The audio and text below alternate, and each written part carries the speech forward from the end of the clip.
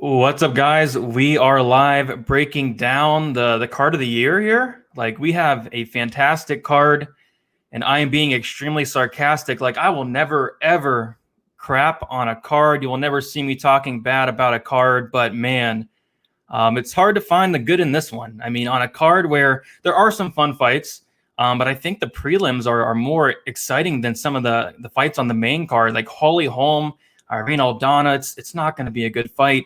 And the Castro Felipe, like, why is it the co-main event? But as always, there isn't always a good opportunity to make some money. And I don't know what it is with these cards with like these no-name guys and girls on it, but I seem to do very well on these cards. So I'm ready to make some money. Hopefully you guys are too. And last week, it was a very exciting card, a lot better than this one. And my night was going absolutely fantastic. I got to give myself a pat on the back for finally getting some women's MMA right. I broke the curse. In a way, I got Vieira to win in a parlay with Espino. And, strangely enough, Vieira lost that third round to Eubanks, which was insane, but she still won the fight. So finally got some women's MMA going our way there. Was able to get a nice bet on Klein, a beautiful head kick, followed up with some punches there. Wish I put more on Klein there, but man, he got it done. He got it done really early there. And then it would have had a monster night had Reyes won. And it was just weird. Like the co-main event and the main event did not go how you would think. Dominic Reyes and Paulo Costa, they fought completely different of how you'd expect them to. And I guess I was kind of frustrated, although I did pick Adesanya because I needed Paulo Costa to get 75 points for a takedown on DraftKings. But it was just weird. It was a weird end to the night for me. Hopefully you guys did good. I know a lot of guys in my Discord did fairly well. So ready to go into this week. I have 3 bets that we will talk about. I'm debating on putting a 4th, but that will really be it for this card. There's not much here, but I do like the spots I have a lot. Thank you, everybody, for hanging out tonight on this card that is not great. What's up, Ben? What's up, Carlo? Card is even worse than the presidential debate. It's definitely up there. Cameron Ellis on the main card. I mean, it's insane this week, guys, but still a great opportunity to make money here. Thank you, Austin. Yep, everybody hit that like button. Would love to get 100 likes by the time this ends, which I would be really surprised on a card like this, but I think we can do it there. Let's get it, Michael. What's up, Rick? What's up? Made a lot of money the last 2 cards because of your content. Thanks for the awesome content. Keep it the good work. Really appreciate that. I'm glad you guys are doing well. And with that said, it's going to be kind of a quick live stream. I don't want to go into take too much of your guys' time up on a card that, to be nice, it's not a good card. It really isn't. But there are some fights I'm really looking forward to. What's up, Jay? What's up, the Gaming Wolf? Appreciate it, Martin. All right, so we are going to get started here. All right, so Luigi Vendramini versus Jason Ahrari. And we always talk about it, the first fight of the night on DraftKings. It seems to find the optimal lineup. And last week, it was a fight that very well, kind of should have. Ibragimov, Marquez, that should have been a fight that had potential to be on the optimal lineup, a fight that probably should have finished, but went to an ugly decision. This is a tough fight to call because Ahrari, if he wins, it's going to be very low scoring. He's very low output. If Vendramini wins, it's probably by a submission. He's going to throw a lot more volume. And I am leaning towards the Vendramini side, but a lot of money is coming in on Ahrari. I believe Vendramini opened up a pretty sizable favorite too. I think he opened up at like minus 160. So to see him now, the underdog, it's tempting, but the smart move would be to pass. There isn't much info out there on Vendramini. He fought on the regional scene. Very low level competition, came in the UFC on short notice and took on Dos Santos, who is very good, almost submitted him even. But I don't know. I think if there is a finish, it's going to be Vendramini. But you got to give the striking advantage to Ahrari. And Vendramini is a black belt in BJJ. Ahrari is a brown belt. And I don't know. I'm going to go with Vendramini here. I think he has the more upside in the fight. I think if there is a finish, it'll be him. I think if there's a high score on DraftKings, it'll be him. And if he can get a takedown, he's very, very live for a sub. You can give him one thing, and he is very good on the ground. So give me Vendramini in this fight. By submission is plus 480. It's not a bad look. Plus 580, not a bad look there. But the smart move would for sure to be pass. I see a lot of people on Ahrari, and I can see why. We've seen him in the UFC. But I just think Randamie is going to get him out of there. Ahrari does have a 30% takedown defense. A lot of that was because he was taken down 3 times by Darren Till. I'm just not impressed with the guy. I think Randamie can even outland him just by throwing more. I think it's going to be a close fight. Give me the slight dog here. Am I going to bet it? Probably not. It's a very low-level fight. I probably don't want to put my money on this one. But on DraftKings, first fight of the night, low ownership. Nobody knows who any of these guys are. That does give me some interest, and the lean would be Randamie because if there's a high score, it'll be him. If Ahrari wins, he's stuffing the takedowns, making it a boring fight, staying on the outside, landing 60, 70, 80 significant strikes, scoring like 50 points. So Randamie is the lean here. I like it quite a bit for DraftKings. I don't hate it as a potential bet if you do want to go there. You like Ahrari. Reyes killed 3 of my parlays that would have all hit. I am right there with you. He got a ton of people last week. He just didn't show up. It didn't look like he wanted to be in there, and he actually got outlanded by Jan. I was not expecting that, but shout out to Jan, was able to get the knockout. Reyes just didn't show up, and neither did Paulo Costa there. We'll all win that back when Reyes comes back to KO Jan. I don't know about that. Not one fighter in the main card on my DraftKings this week. That is interesting. You don't usually see that, especially with the co-main and main. People usually like to get that in there. If Randamie can't figure out Ahrari's jab, Van will lose. Yeah, he definitely needs to get on the inside, or he's going to get out jabbed for 3 rounds. But I do think there's much more upside with Randamie. You won with Roy Val as MVP, and yeah, someone in my Discord put like $500 on Roy Val by submission. Shout out to him. My goodness, it was crazy. But Roy Val made it look easy. I'm surprised he made it look that easy. Jan showed that Polish power. He sure did. You were right there. All right. So Ahrari has the size advantage. Yeah, he has a slight size advantage there, but we're going to get into the next fight here. And this is the first leg to my parlay. And like I mentioned, I have 3 bets, might add a 4th. So make sure you guys check the betting breakdown video that's always posted on Saturdays. Of course, you can follow me on Twitter, DFS_numbers. Instagram is DFS by the numbers. This is the first leg of my parlay. I have Casey Kenny in that first leg. I got it at -300, I believe, or -290, around that range. He is now -325. And I see a lot of people saying Heli Alateng is live. I just don't see it. I'm really high on Casey Kenny. He's pretty much better anywhere the fight goes here. Alateng does hit pretty hard. Not much of a finisher there. Only 29% of his wins by knockout, 21% by submission. And he's a good wrestler himself, but I just don't think that's a good game plan to come in here and take down Kenny. That's how he's won his past 2 fights. It would be a very close round 1, very close round 2, and then he'd take down Benoit. He'd take down Denab Baccarel, who we saw dominated by Ray Borg. And Denab Baccarel actually outlanded him by a ton. Like, Alateng is very, very low volume. Kenny's probably going to outland him a bunch. And really, as long as Casey's chin holds up, I don't see him losing this fight. Alateng, I don't think he's going to have that wrestling to go to here. Kenny is very good on the mat. We've seen him compete with guys like Bermudez, with Ray Borg. I know he got taken down 12 times by Merab Dvalishvili, but that's Merab Dvalishvili. I just like him anywhere the fight goes. I think he's a much better fighter. Give me Kenny all day here.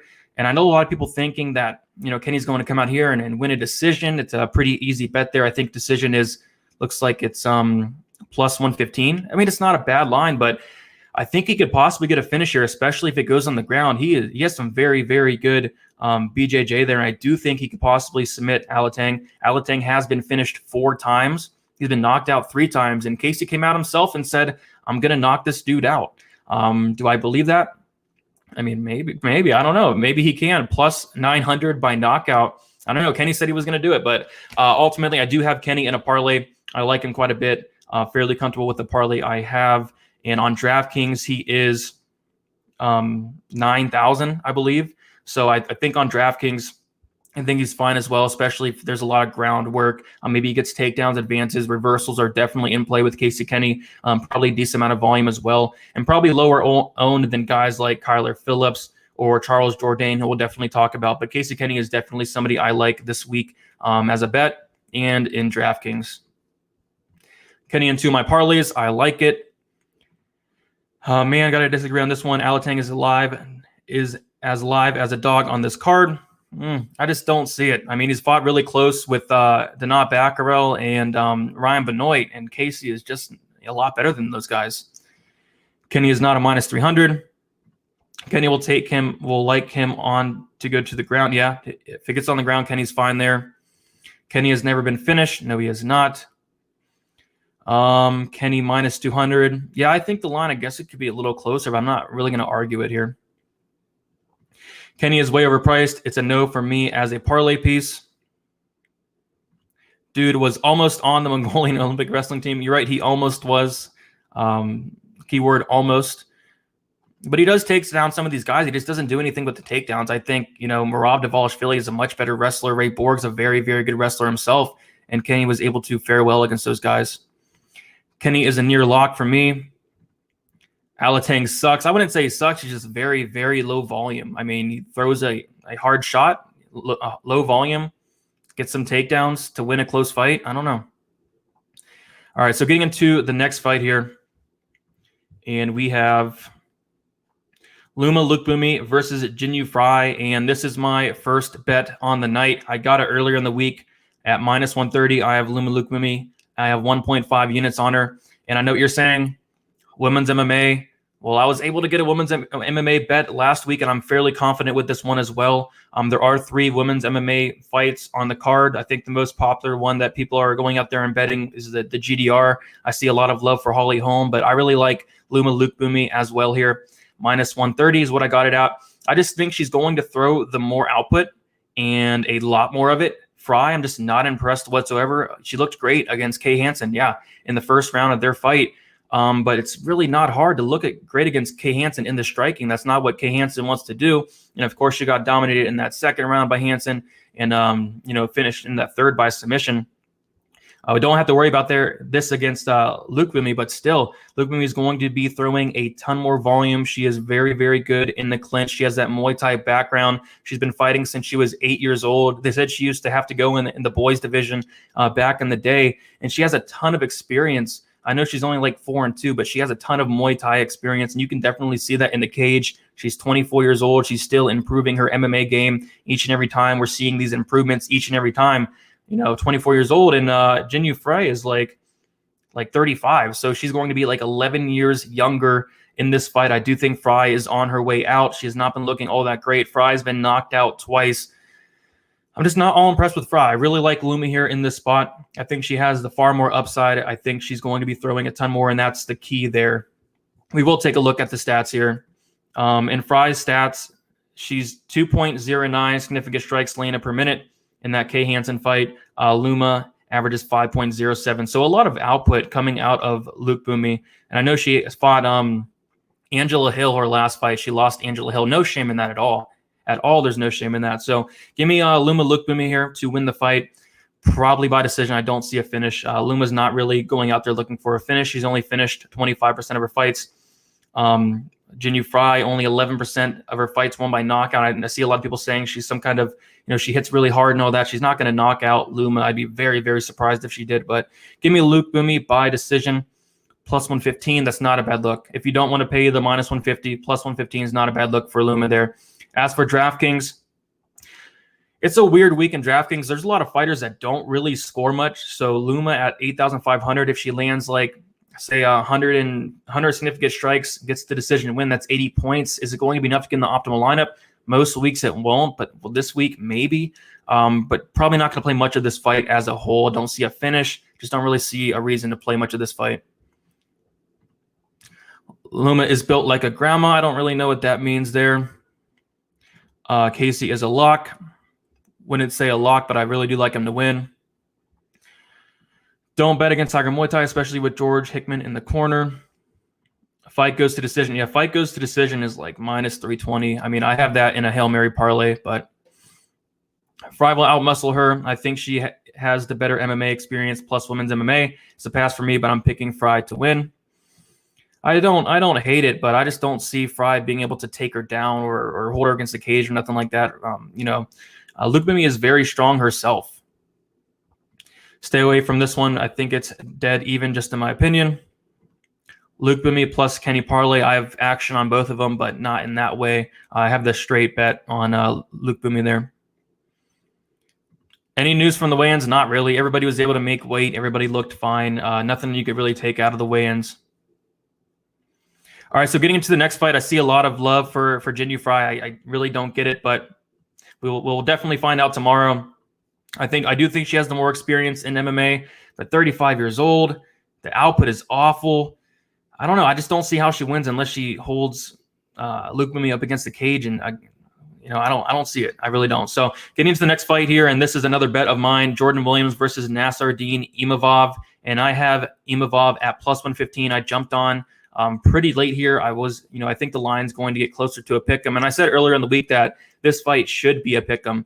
I wouldn't even argue if you said Imavov should be a slight favorite here. I think he's the better fighter overall. Williams is going to be bringing more output, but he leaves a lot of openings to be hit. And Imavov is very technical. He picks his shots very well, and he hits whenever he hits and he lands very, very hard. I just see him catching Williams at some point. I know Williams is very tough, very durable. He has been finished twice. Once of those times was by a cut in a fight that he was winning, but still he was knocked out very bad by Dwight Grant. And I just like Imavov at this dog money in a fight that should be closer to a pick'em, a fight that, even Imavov might even should be the favorite here. I'm just not high on Jordan Williams here. So give me Imavov to win this fight. I'm going to say by KO, but I do like that +115. Imavov by KO is +360. Imavov by submission +650. Don't hate shots on that. Imavov inside the distance +230. Don't hate that. But I'm just going to take the plus money there, +115. I have 1 unit on that. As for DraftKings, I do think this is a fight you're going to want a decent amount of. Imavov is 7,500. There's not many underdogs on this card, so I do like him for the upside he's going to bring. And I do think the winner of this fight is going to score fairly well on DraftKings. So definitely a fight you do want to target on DraftKings, but give me Imavov at that dog money there.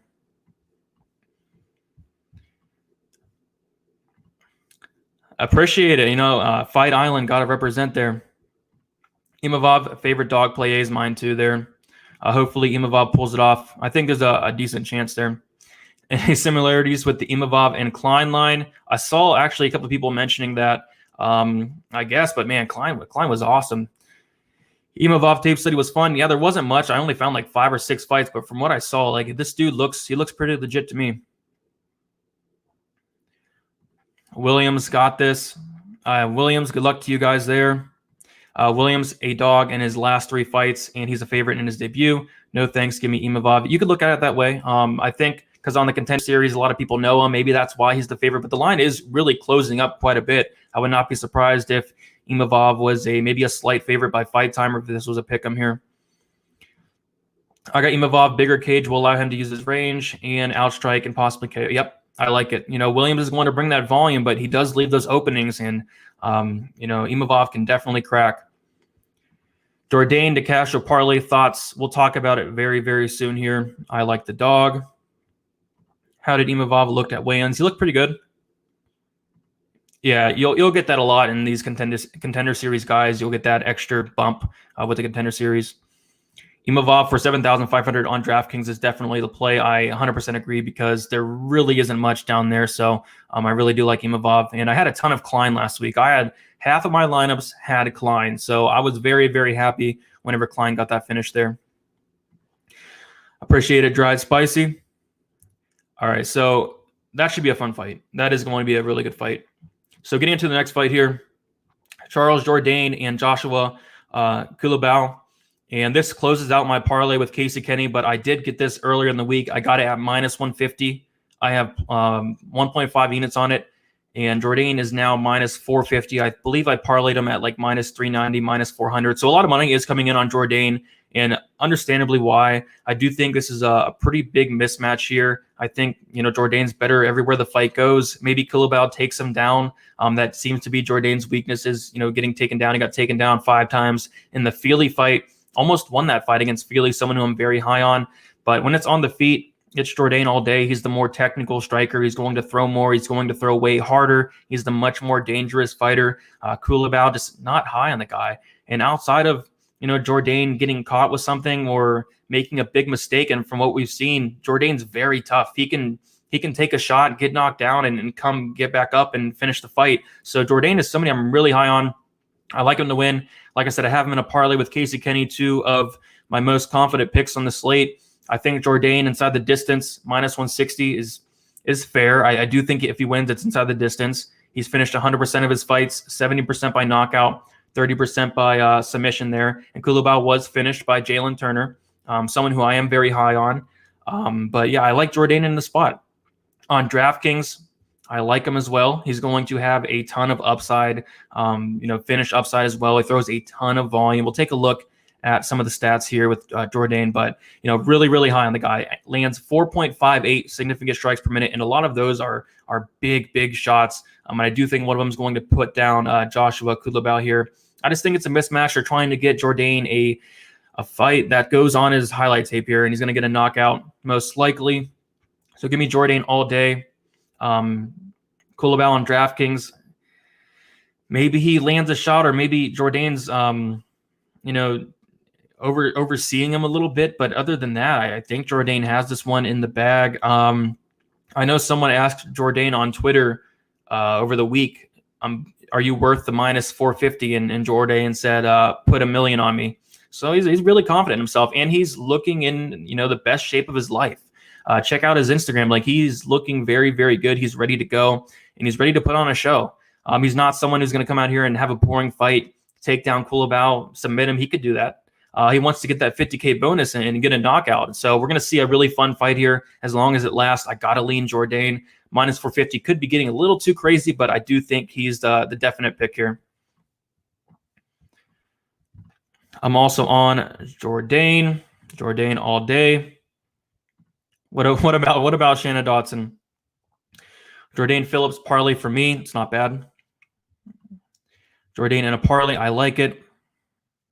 Jourdain said put $1 million on it in an interview when asked how confident of a better should feel. Like, money man's going to fight for the money. Yep, he's going to fight for money. That's what you want. That is what you want. So will a guy like Casey Kenny. I like that a lot. If you want to punt for the same price, might as well do Cameron Ellis instead. Yeah, we'll talk about that, but you were right there. I got Air Canada by finish. I like it. Did anyone miss weight or look bad on the scales? Keep up the good work. Appreciate that. Nobody missed weight. Nobody looked awful, so nothing really to report. So everything looked normal. Usually in the past couple of weeks, we'd get some people missing weight, some fights, getting cut out, but we're at Fight Island now. Everything should be a little bit back to normal. If anyone else looks into finishing round 1 plus 1,200, if else does, yeah, we'll talk about that really soon. I see some decent money tomorrow, man, even with a low-rated card.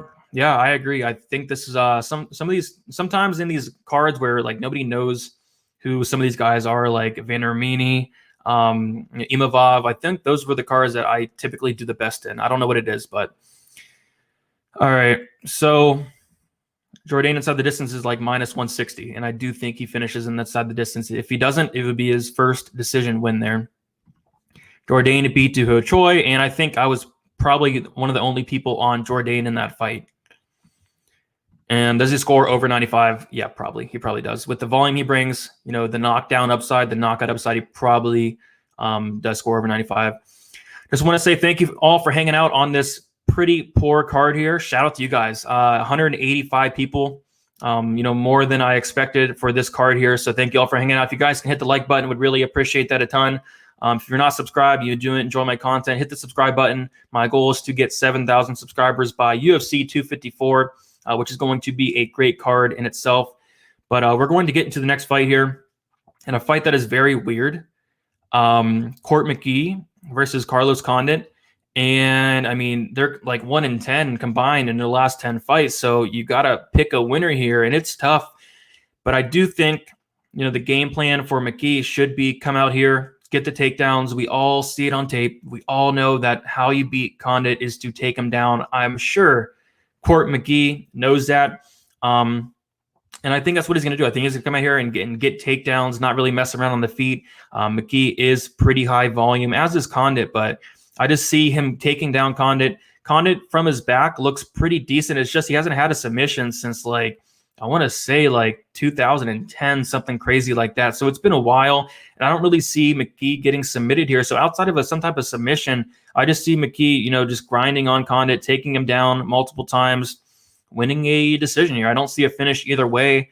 McGee by decision is plus 115. I don't hate that. Don't see a finish either way. Condit by submission, plus 700. And the sad thing is, well, first of all, I'm not betting this fight. You shouldn't want to bet this fight at all. I mean, how can you bet on either guy here?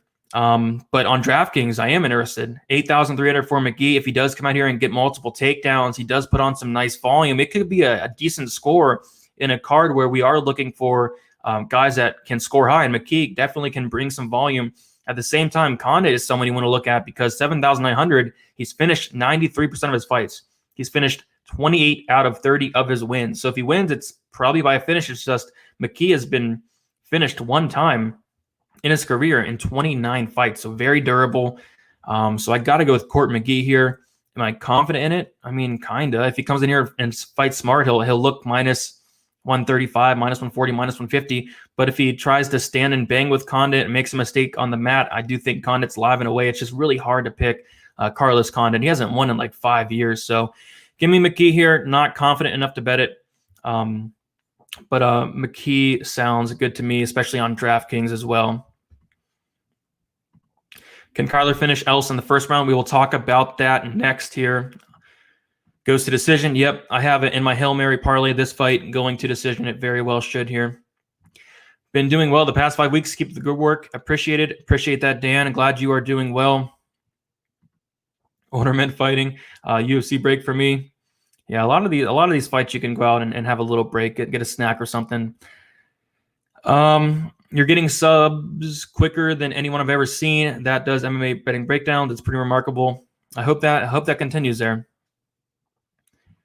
McGee by decision. I like it. You have to own this fight on DraftKings. It's going to be high scoring. Yeah, honestly, as sad as it sounds, I'd rather own this 8,300, 7,900 matchup on DraftKings than the main event 8,400 Holm, and we'll talk about it. But I think this probably has a good chance of scoring more than the main event, and it's going to be probably half his own as well. Condit has fought top-level guys, though. Court seems to be a step below. You are 100% right, but I think the path to victory is written on the wall here. But you are right. The level of competition, it is a big step down. You scare me. I thought you said Kyle's fight's going to decision. Nope, it is not. That fight is going to end inside the distance for sure. Own both sides in FanDuel. I think that's the right choice. My lean is definitely McGee here. I got Court here. If the Sean Brady fight was a 5-rounder, Court would have won. You're right, but that wouldn't have been a 5-round fight. Condit all day. All right. I might take McGee. The best move here, guys, would be to pass on this fight. Neither guy you really want to put your money on, but I understand if you want to take a shot on McGee by decision. I think that's the best look there. All right, getting into this next fight, and honestly, it's probably going to be one of the top 3 fights on the card, due to it being very exciting, and that is Kyler Phillips versus Cameron Ellis. I mean, Kyler Phillips, he's minus 470, which, at that point, yeah, you can argue that line is pretty wide there. Cameron Ellis, it kind of feels like the Derek Minner play a couple weeks ago. TJ Laramie, all he had to do was stay away from the grappling of Minner. He went right in there and tried to take him down, got submitted, all that. Yeah. Phillips, if he's not careful, he could very well get finished in this first round. Ellis is going to be very dangerous. Ellis has finished 100% of his fights. Every single win, he has finished 50% by knockout, 50% by submission. It's just the level of competition for Ellis is awful. And I think that's why we're seeing Phillips as a minus 470 favorite. And of course, Phillips looks very good. He's a very talented fighter. It's just like, man, we've seen plenty of times in the past couple weeks, months, that these guys that should win, these guys that are big favorites, they're getting starched early. So I kind of have that fear here, but I think he should be fine. At minus 470, I'm not going to parlay Phillips. If it was in the minus 300 range, then we'd talk. But minus 470, if I'm doing a Hail Mary, I guess he's actually not even in my Hail Mary at that line. I actually have him to win inside the distance in my Hail Mary at minus 175. But I think if he does win, it's probably inside the distance. And another bet I was looking at, and I have 3 bets, and we've talked about them, but the other bet I was looking at was Phillips and Ellis under 1.5 rounds. It's just hard to see this matchup going past that 1.5 mark, and that's plus 100. So that's something I'm really looking at. I have not pulled the trigger yet, but that is something I am eyeing really, really hard. And I've been really good on my over-unders as of late. Just don't know if I'm going to pull the trigger because I can easily see Phillips trying to play it safe, which would be smart, and taking it to the later rounds. But I do think Phillips gets it done rather early if he's able to survive those early couple minutes from Ellis. In a fight you do want on DraftKings. Phillips 9,200. Ellis is a nice pump play as well. If Ellis wins, it's going to be like a Derek Minner. He's going to win in those first couple minutes. If Phillips wins, it's going to be very high volume. He throws a ton, and it's probably going to be a finish as well. In Ellis's 4 losses, he has been finished 3 times, twice by KO, once by knockout. And another thing is in Ellis's 14 fights, only one of those fights have went past that 1.5 mark. And he went to decision that fight. He lost the decision there. So only one time he did not hit that 1.5 mark. So something to think about there. But, it's Phillips all day. Outside of something crazy happening. I mean, we saw Roosevelt Roberts as a big favorite get starched. We saw it, plenty of times recently. So be careful at minus 470, but he should get it done fairly easy there. All right. Let's see here. Please be careful with your parlay bettings. You are right. Parlays are not good. Are you going to be posting your bet slips on Insta? Yes, I do every Saturday on Twitter as well. If Ellis wins, it's going to be in round 1, and that's plus 1,100, I think. Yeah, if you want to take a shot on Ellis, round 1, you should do it. Phillips' skill set is head and shoulder. You are 100% right. He should 100% win this fight. It's just, Ellis is very dangerous early, so. The next fight has the Minner effect on me. So not this one, the next one. Okay, we'll talk about that really soon. Ellis is, he's better, pretty much everywhere. So Phillips in a parlay minus 400. I can't really argue with that. I do think he gets it done. Just, I don't know. He should get it done. All right, so getting into the next fight here, and we're at 32 minutes, doing pretty good on time. We have 4 fights left, and we already touched on pretty much the most exciting fights. I think Phillips and Ellis is going to be awesome. Jourdain and Culibao is going to be a great fight. Williams and Imavov, I think those are the best 3 fights. Casey Kenny, Alateng is going to be good. Even Lupomboomi is going to be a good fight as well.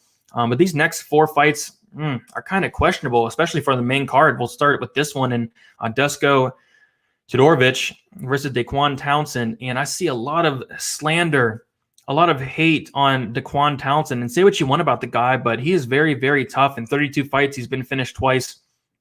Very tough guy. And I can see why he's minus. I can see why Todorovic is minus 340, but man, Townsend has like triple, almost 4 times the experience of Dusko. And watching tape on Dusko, I was not impressed at all. He's finished at 89% of his fights. In his last fight on the Contender Series, he was able to control his opponent against the cage for a long period of time. When he is at range, he puts his hands down, he slows down, he gets tired. He's there to be hit. And I'm not saying Townsend's going to knock him out or anything, but Townsend has finished 81% of his fights. He's finished 57% by knockout. So he has some power here. But you got to go with Dusko just due to the fact that we all know how to beat Townsend. It's more than definitely written on the wall that you got to grind him up against the cage, take him down. If you take down Townsend, he's not getting up for the remainder of the round. It's just, is Dusko going to come in here, a young guy? Is he going to come in here with a good game plan of, yeah, I know how to beat this guy. I'm gonna push him against the cage, or is he going to come in here trying to make a statement and try to strike with Townsend? And at that point, I think that he won't really look minus 340. Maybe he does, but I'd be very worried at that point. A newcomer, a UFC newcomer with only 9 fights, minus 340. It's just weird. It kind of does feel like that. Somebody said it kind of does feel like the TJ Laramie, like he should win this fight. All he has to do is keep it standing and outstrike Derek Minner. But what does he do? He grapples with Derek Minner in the first 30 seconds. So if Dusko comes in here and tries to stand and bang with Townsend, Townsend's kind of live. I hate to say it, he's kind of live. I know how bad he is. Everybody hates Townsend, automatic fade, but a UFC newcomer, minus 340, it's just a little bit too wide for me. So I'm not going to parlay it. Maybe in a Hail Mary, I might have Dusko in there. I think I do, actually. I think he should win as long as he fights smart, but he does slow down. He leaves a lot of openings. He backs up with his hands down. And Townsend, say what you want, he's very tough. He hits pretty hard. And the UFC has done him absolutely no favors so far in his career. 0-3 in the UFC. A lot of those guys were able to clinch with him for minutes at a time, take him down. Is Dusko going to do that and succeed and be smart and fight that way? If he does, he'll look minus 340. If he does not and he strikes with them, it could be a little bit closer. So give me Dusko to win this. On DraftKings, not all that interested. I mean, I'm more interested in Phillips and Jourdain and Kenny. But Dusko, what he's most likely going to do is clinch on Townsend for minutes at a time, maybe take him down. Maybe he gets a finish, but I do think it'll be a boring fight for the most part, unless he wants to stand and bang with Townsend. Then it could be a little exciting, but I would not recommend that because that's Townsend's only path to victory there. Dusko's going to win. Over Townsend's 3 fights, he has scored 0.5 DraftKings points per minute. Dusko's better everywhere. Townsend is terrible. You're right. He's not very good. Todorovic handled him like Michel Pereira. Yes, he did. Townsend panics bad when he's on the mat. Yes, he does. If he got better takedown defense, easy win for him. I wouldn't say easy, but that's how you beat him. You take him down, you grind him against the cage. You can't do anything about it. And if Dusko does that, yeah, he'll look minus 330. He'll look minus 350. You know what I mean? To go the distance, plus 105, don't think either can finish each other. Both have sus cardio. You're right. The cardio is very sus for each guy, especially like Dusko in that third round of his last fight. He's there to be hit. He slows down for sure. That's the issue with Townsend. He panics when he comes to the mat. Yeah, for sure. You'd have to give me plus 500 to dream of playing Townsend. I would never bet the guy myself. You're right. But I wouldn't go out there and lay minus 350 on Dusko. No way. Not on a UFC newcomer. What's up, Boston Nick? How are you doing, man? Went on Pub Sports with Boston Nick and them on Saturday. It was pretty fun. I got to see the Klein, my reaction to that Klein head kick live. It was pretty sweet. Saw the Dusko versus Pereira fight. Looked like an early stoppage to me. Did Townsend look weak from the weight cut? He's way too big for you. He's a little big for a 185. He looked fine to me. And yeah, I wouldn't say it was an early stoppage, but I guess you could have argued that for sure. Pereira looked like he was all there after the stoppage. Watch out, 3-round Dusko. Townsend will be in this fight till the end. You were right. And that's something I did think about. You know, like if Dusko really does slow down, he tries to get to finish it. It's you say what you want about Townsend. He's very hard to finish. So maybe in the third round, he's able to get something. All right. So other than that, it is time to get to the next fight. I'm not all that interested in this fight at all. On DraftKings, not all that interested. If you want to take a shot on Townsend and DraftKings, even if he does win, it's probably late in the fight. It's probably after he's got clinched up and scored like 5 points. I don't know. Not a fight I want to play. Randamie versus Juliana Pena. I see a lot of love on GDR here, and rightfully so. Minus 150 now. And it's a shame because I saw her earlier in the week. I was going to take a shot at plus 100, ended up passing. Just did not like what I saw from tape, but I do think she gets the win. I'm just worried about Pena maybe clinching her up against the cage. If she takes her down, what's going to happen then? But on the feet, you've got to favor GDR all day and by a decent margin. It's just in the back of my head, what happens if Pena does get GDR down? I know Amanda Nunes was able to take her down 5 times, something like that, but that's Amanda Nunes. We got to throw that fight out the window. Other than that, GDR's takedown defense has been pretty solid. She's very, very strong in the clinch. So I think she'll be fine. But I don't know. It's a tough fight to call. It really is. And there's a ton of money coming in on GDR. So if you wanted to bet it, plus 100, minus 110, minus 120 would have probably been the best time. I'm personally staying away now. Plus 140 by decision isn't bad. GDR has finished 44% of her fights. Pena has never been knocked out. On DraftKings, GDR, if she does not get a finish, is she going to throw enough volume to end up on the optimal lineup? Does she even get a finish? I don't know. Pena on DraftKings is a little more interesting because she is 7,600. We do not have many dogs. If she is able to get takedowns are worth points. So Pena is, I guess, somebody I'm a little bit interested in. You could play some GDR just in case she doesn't get that finish, and she could.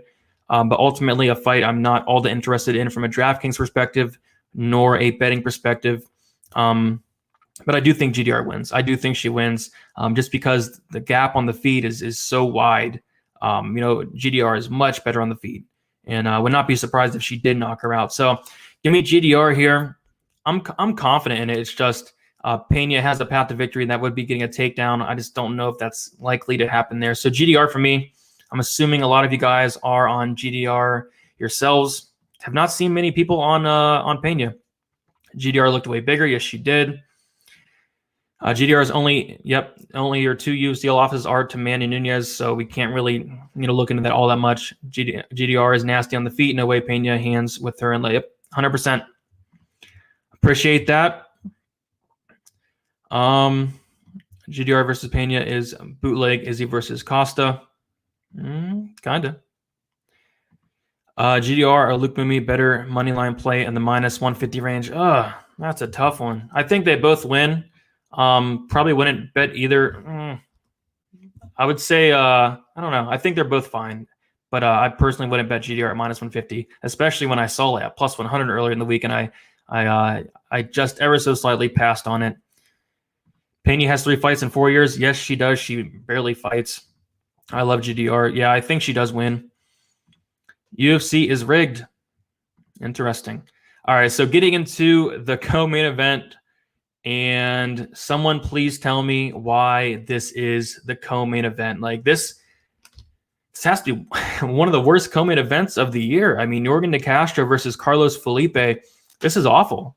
From a name perspective, someone, both have less than 10 fights, 7 for De Castro, 9 for Felipe. Both have proven, pretty much nothing. I mean, De Castro got a nice knockout on Tafa, but what else than that? I mean, he fought Greg Hardy, got dominated by Greg Hardy, but I don't know. This is a fight that the line keeps coming in a little bit. People are really betting on Felipe, and I mean, I guess I can see why. Maybe De Castro isn't what we thought he was. He's very, very low volume. If he does not get that knockout shot, can he still win here? And I don't know. I mean, Felipe is probably going to throw more volume. Castro is very, very low volume. We'll take a look at some of the stats here.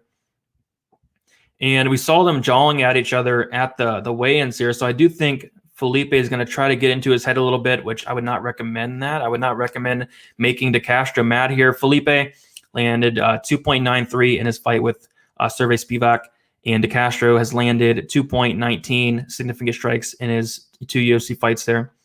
So yeah, very low volume for De Castro. We saw it in the Greg Hardy fight, extremely, extremely low volume, which is concerning, especially on DraftKings. If he does not get that knockout at 8,900 in the first round, he's probably going to bust, and he's probably going to carry some heavy ownership. So I'm kind of deciding like how much De Castro should I play here. He's going to be chalky, co-main event. He's a heavyweight fight, the only heavyweight fight on the card. He has that knockout power. It's just Felipe is very tough. He's very durable, as is De Castro. So I'm going to pick De Castro. I am concerned about the low output, but if Felipe comes out here, tries to, really fight with him, and De Castro could counter him with a nice shot, but I have a feeling this is going to be a really sloppy, boring, low output heavyweight fight. That's just my feeling. So De Castro, I guess I was tempted at plus 110 by knockout. It's tempting, but I think it's a trap. It seems like it's too good to be true. Like Felipe is, not great. De Castro probably is a better fighter. It just seems like a trap. It seems like too good of a line, But De Castro has nasty, nasty leg kicks. I do think he can tear up Felipe's leg, probably win a decision or even knock him out here. If the line comes in a little bit more, if it comes to like the minus 200 range, I might take a look at taking a shot on De Castro. But right now, I'm just going to pass.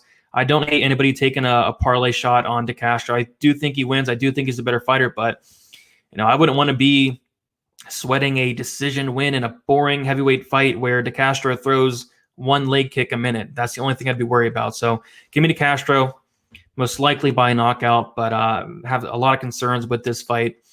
On DraftKings, Felipe, I guess, is interesting. 7,300, I believe. He's not going to get a knockout or anything, but he could maybe throw more volume, and at 7,300, it could be enough. I know he landed like 40-something strikes against Spivak, and a lot of that was because he was on the mat, getting dominated in that third round.